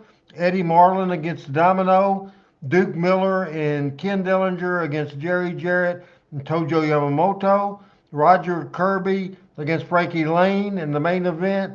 Hickerson and Condrey in 76. They had a hell of a feud with Jackie Fargo and Big Bad John. And before we get Pat's impression, I don't remember ever seeing live George Gulas in action. I've seen Don Kernodle, Bill Ash, David Schultz, Eddie Marlin, the Domino, Duke Miller, Ken Dillinger, Jerry Jarrett, Tojo Yamamoto, Frankie Lane, Roger Kirby, Big Bad John, Jackie Fargo, Dennis Condrey, and Phil Hickerson.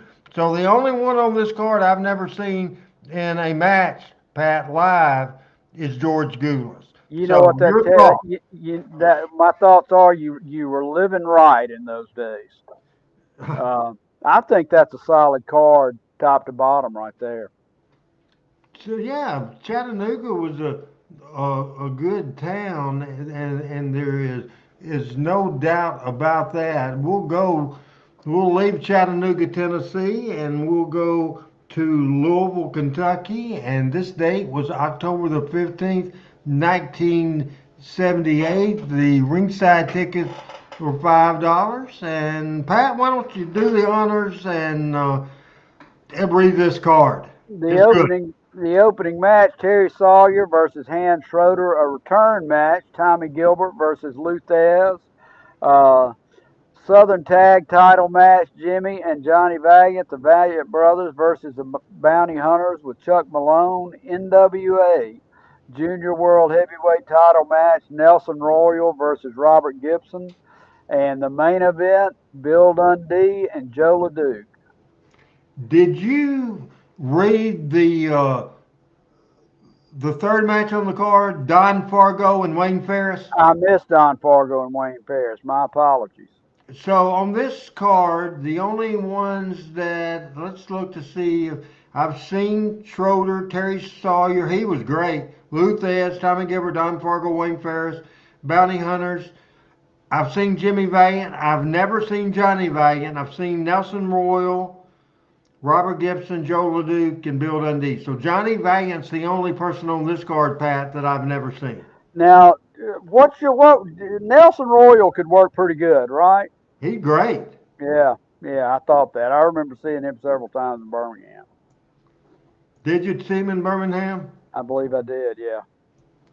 Maybe more of a Nick guy. Richard Hood is saying, guys, did you hear that Mike Rotunda is in hospice care?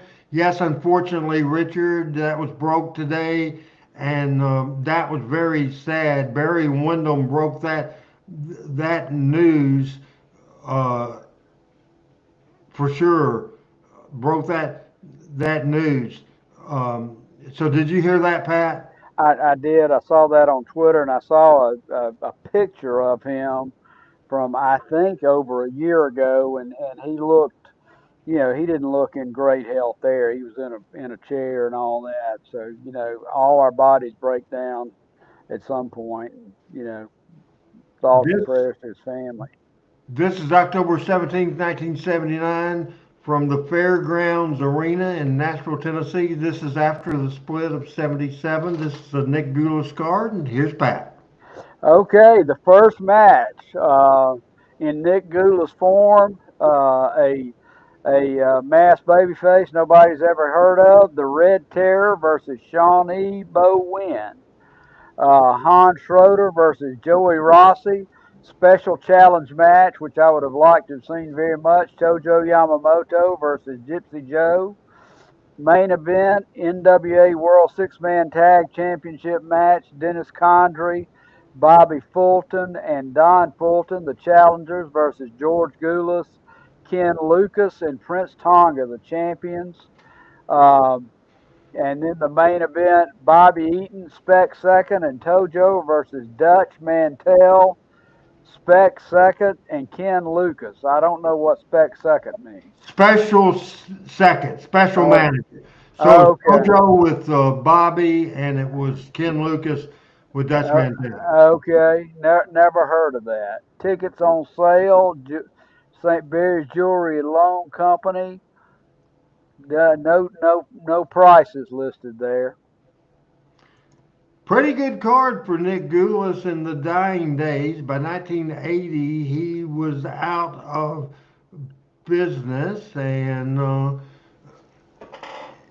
there we go with the cards of the week. So what one card of of the ones because we saw Jackson 61, Memphis 73, Chattanooga 74, Memphis 76, Chattanooga 76, Chattanooga 75, Chattanooga 76, Louisville 78, and Nashville 79. Pat, which I, one would you like to see? I would like to have seen that Louisville card, I think.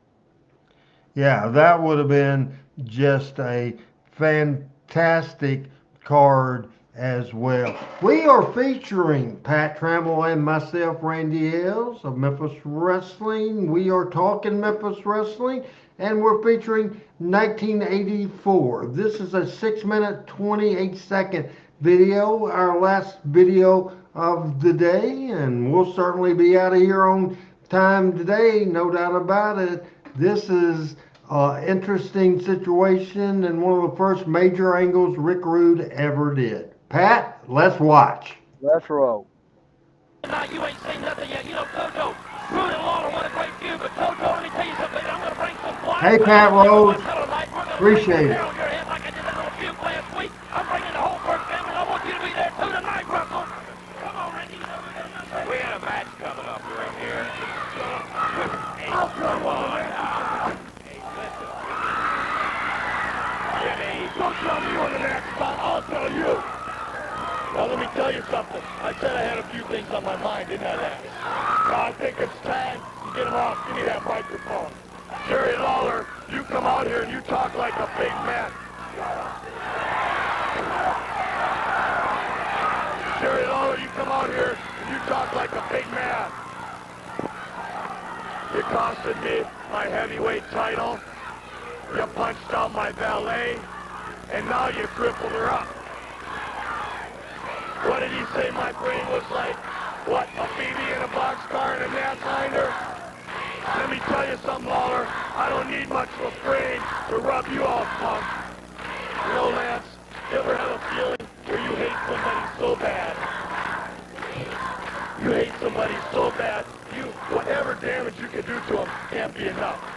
I could beat Jerry Lawler to a pulp, put him in a wheelchair, make him a vegetable, and it still wouldn't be enough for me, Lance. I hate you so bad, Lawler. I want to wreck you. I want to wreck your home. I want to wreck all your relatives. And you know what, Lance? Jerry Lawler, you can't wait till Monday night.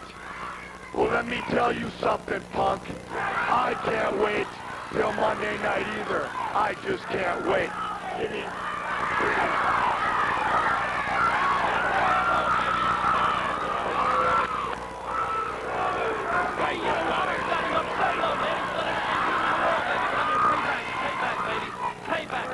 Come here, Russell. I want you to walk with me over here, Russell. Come here. Come on, Jimmy. Now, what is all this stuff? We got a match coming up here. Hey, Rude. Come with me, Russell. What are you doing?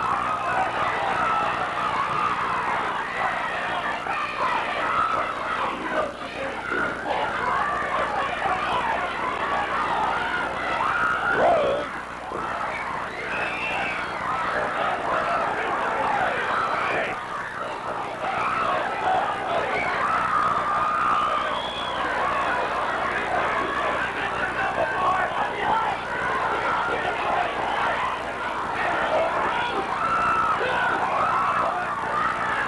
What is he doing, Jimmy? It's a great car, baby. It's a great car.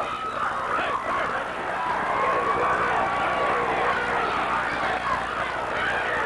Rude, get back in here.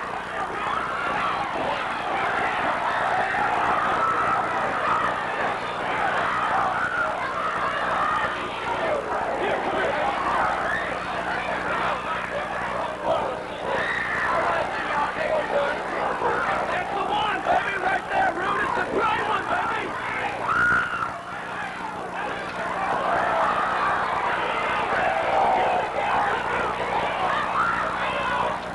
There you go. There you go, Rude. Fine, I don't believe that. There you go, Rude. Busted, baby. It's so ridiculous, Jimmy. Boy, that's the kind of mentality that you bought in that doggone thing. He is out there knocking the windshield out of Lawler's car. Oh, boy, that is Pat, this does not look orchestrated at all. It doesn't, and nobody could use a parking lot like Memphis Wrestling.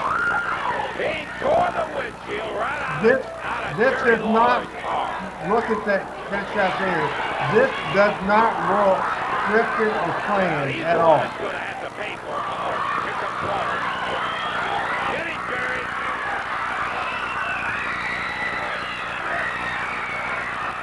Look at those kids, Lawler y'all. going after him.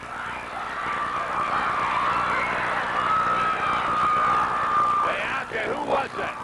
Oh, Bundy.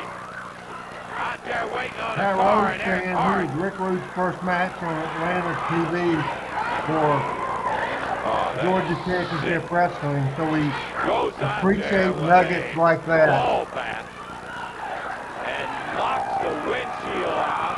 Beat on Lawler's car. Well, Look at Lancey. there is absolutely no way to anticipate how low Hart and that first family can get. Lawler came running after him.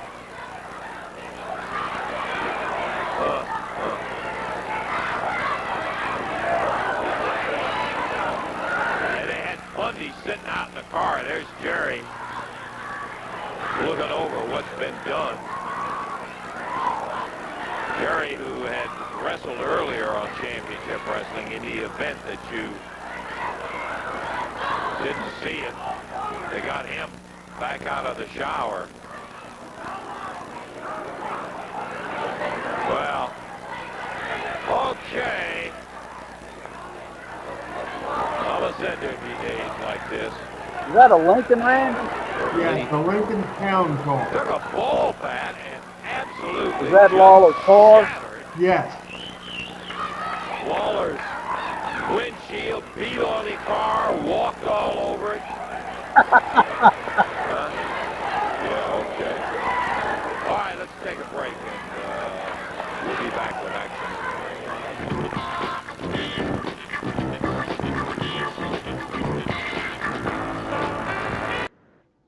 Now talk to me about the door out back there. Was that a lift door, I guess? A rolling door.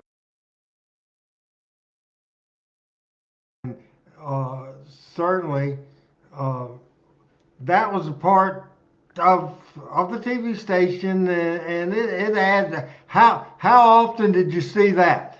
Other than Memphis, I never saw it. I think Arn and Tully maybe jumped Dusty in the parking lot in Georgia one time. Maybe. But not like Memphis. Now, Not live. now I'm a big lover of studio wrestling, the real studio wrestling, like Nick had in Birmingham or in Chattanooga or in Huntsville, and certainly we had it in Nashville and in Memphis at several stations, Atlanta, Georgia. Studio wrestling, there's just nothing like it. Pat, my question to you is, have you ever been to studio wrestling in your life? You know, I have not. Have you not? You have missed out, my friend. You I really guess have. so. I guess so. You've watched it a plenty of times. I've watched it plenty. I can't remember when I wasn't watching it. But yeah. One of the things that's interesting to me from a formatting situation, we almost always go over, almost always. But the difference is, I'm just as deep on my notes as I normally are. Same format, same number of cards, same number of everything, and we are 15 minutes slighter than we normally are at this time. And the difference, Pat, and I enjoy our panel when we're at a full panel. I think you do too. But when we have just me and one other, you just don't have as much people talking, so you get through the shit quicker, Pat. Well, that's right. Nothing wrong with that. It's good to be just being you back in the saddle again. I mean, certainly I enjoy our brothers and everything else, but it's kind of nice just the two of us to have a fireside chat, if you will. If you will, Dusty Road would say, hey, of all the videos we saw, and we saw Angel being power driven, we saw the big brawl involving Jerry Jarrett and Lawler and Savage coming up. We saw that tag team match with Rick Rude and Bundy against Lawler and Savage, and we saw the parking lot disaster with Lawler's car no more. So out of the four videos we watched on Talking Memphis Wrestling today, I'm asking our audience, asking Team Males, asking the fans what they thought, and I'll now ask Pat, which one of those videos did you enjoy the most, or is it a tie? You know what? I really, and I guess I know I've seen it before, at least parts of it. But the match between the Lawler and Savage versus Rude and Bundy match was really, really good. Better technical wrestling than I would have imagined it would have been. It And of really, course, of course, it didn't hurt, Pat, that a friend of yours was doing play-by-play. that's correct. That's absolutely correct, and it added to it for sure. And Mike, I agree. It was awesome. It was awesome, and your play-by-play added to it. But there was an athleticism in Memphis, and I'm pointing at Randy Savage in this. I never saw that level of athleticism out of Randy in his WWE glory days. And just it was stiffer working, and much more high spots, less technical wrestling. But I really really enjoyed that match, and I thought Bundy was more athletic than you saw him in later years too. Because just the style was so different up north and they're so different in New York and in Memphis the style was like a barroom brawl. Interesting comment here, and I did not need to put that on there. And PJ agrees her favorite match was of what we showed today was the tag team match. I was surprised, and I know they may have wrestled together some, but I thought Lawler and Savage, which you didn't see that because Randy was the heel most of the time he was here. I thought they had a real chemistry in that match. I mean, I think they could have gone to well, they could have gone anywhere, but I mean that could have been a dominant tag team in any territory in America. Dennis King says, as back to our talk about studio wrestling, it was hard to get in Memphis studios on Saturday morning. And the way they used to do that, and I don't know how it was in Birmingham or Chattanooga, anywhere else, but in Memphis, we used to have the announcers announce, say, hey, if you want free tickets to studio wrestling, send a self-addressed stamped envelope, if it was on Channel 5, to Studio Tickets, 1960 Union Avenue, Memphis, Tennessee, and send a self-addressed stamped envelope, and we'll send you tickets. And there was normally a 5 or 6 month waiting list for Wow. those free tickets. And they Just were free, and no, and now I'm shocked that my philanthropic friend Jerry Jarrett didn't charge for those tickets.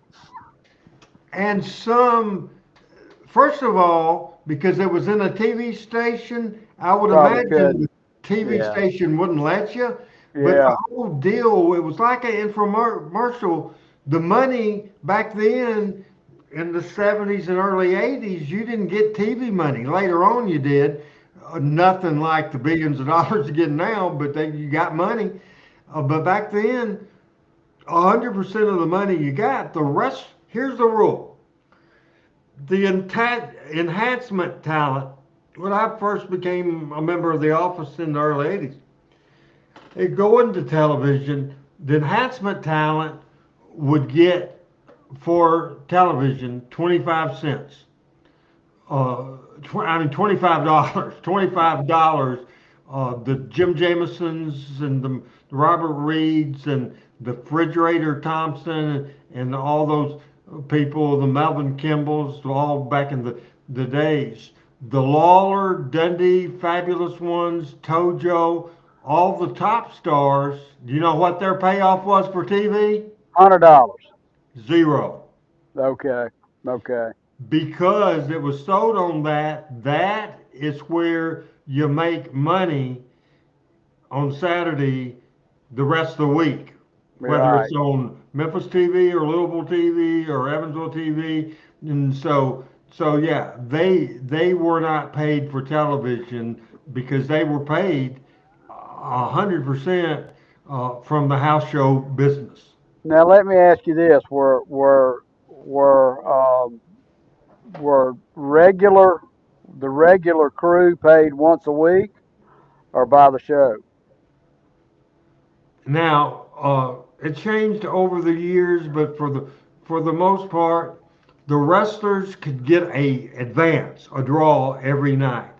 It Okay. went from $50 when I started to $40 later on in Power Pro. I raised it back up to 50, so you could get that. Usually, the younger talent would get what we call a draw. Get a draw. They used to do it. The main event talent, like Lawler, Dundee, Tommy Rich, just whatever the guys being used, they were paid once a week. In the earlier days, it was normally on Wednesday in Evansville. Later on, it became, or vice versa.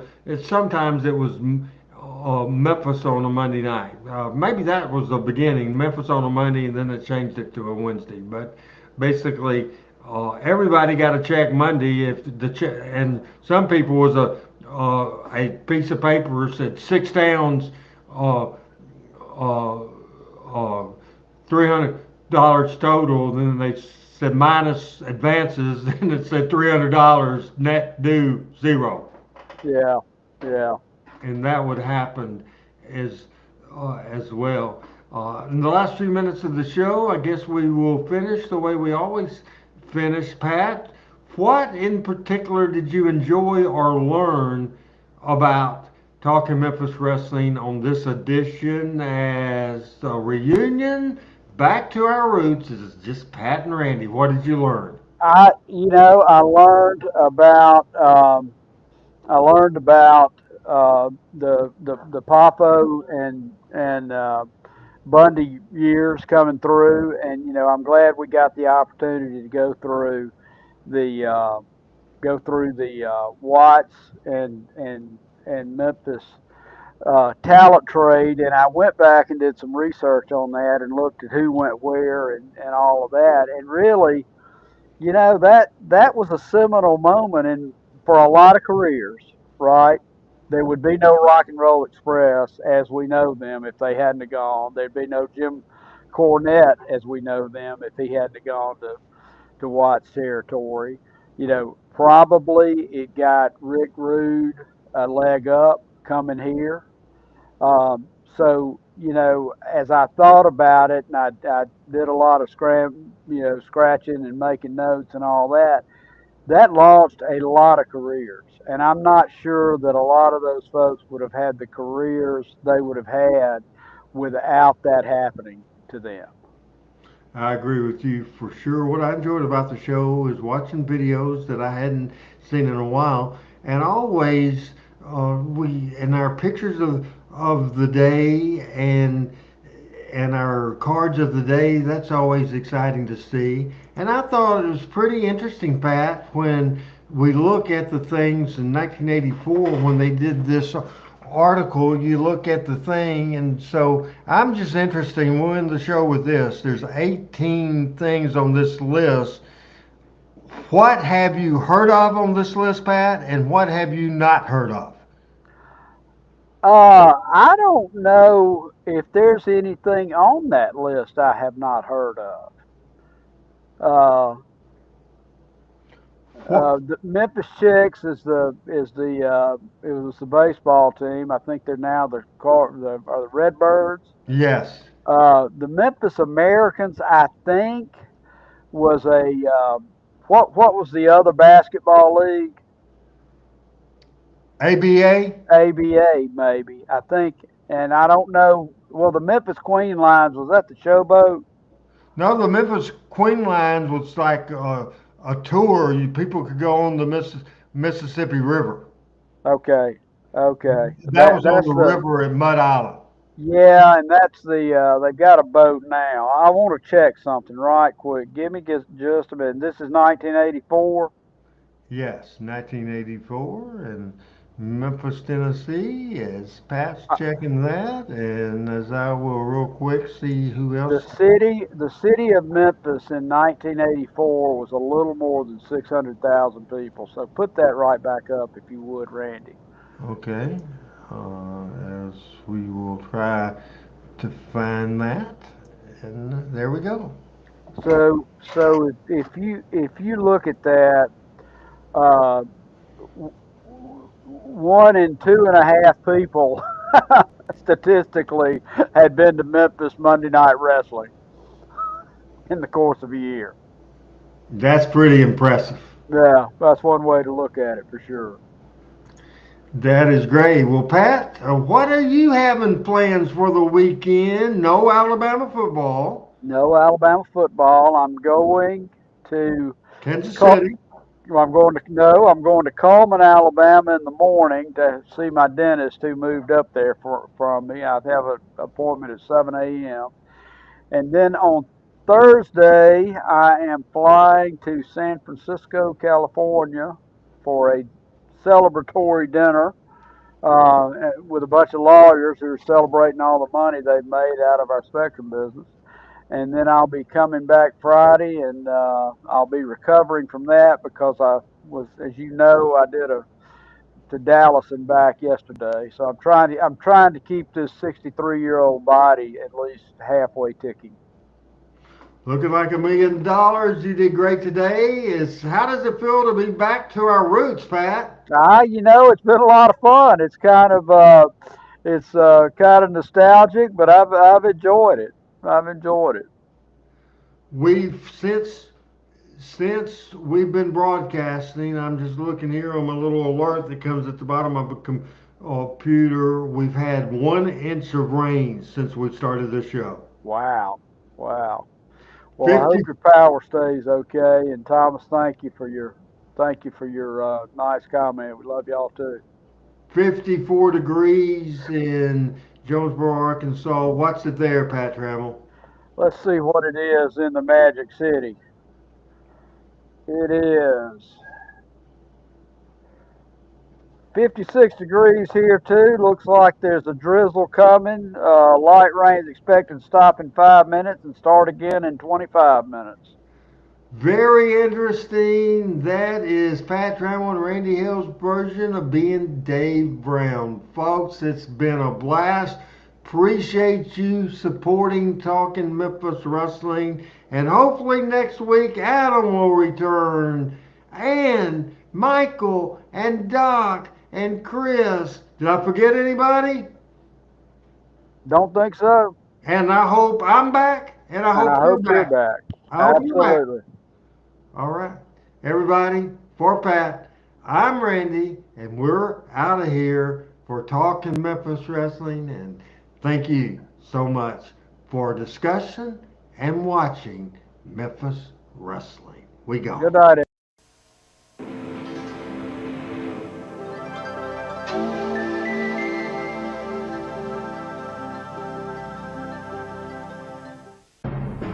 Talking Memphis Wrestling with Randy Hales is now streaming live on Fun Media at fun927.com and is always on Facebook, YouTube, X, Twitch, and at tv5wrestling.com.